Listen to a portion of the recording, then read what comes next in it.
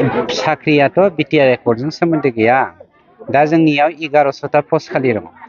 बे 1100टा post खालिखौ sanction खालामनानै मानसिनो साख्रि होनो दाहाथों मोनसे पलिसिजों बिपि एबा सेन्ट्रेल सिलेक्सन बर्डनि एगेन्स्टै हाइकर्ट केस होदोंमोन। बे हाइकर्ट केसखौ जोङो नाङै थांनाय बाराव देरहानो हाबाय। दा नैबे 1100टा पस्ट खालि थानायखौ जोङो दिनै नटिफिकेसन होनानै साख्रि होनो हानायनि अबस्थायाव फैबाय। बिनि अनगायैबो मोनसे खोथाखौ नोंथांमोना साननानै नाय, जोङो फ्राय माने 900निख्रुइबो बांसिन टेट फोरोंगिरिफोर जायफ्रा माने रेगुलार नङामोन साख्रिया, बेखौ जोंनि दिनाव रेगुलार खालामना होदों, जायखौ बिपि एबा खिफिया गुजुआमोन। बिनि अनगायैबो 1999 मायथाइयाव जा अपारेशन ब्लेकबर्डनि गेजेरजों मा होनो साख्रि होनाय दंमोन, फोरोंगिरि साख्रि होनायफोर, बेखौ जोंनि काउन्सिलाव थानाय जेसेबां अबिबिफोर दङ, अपारेशन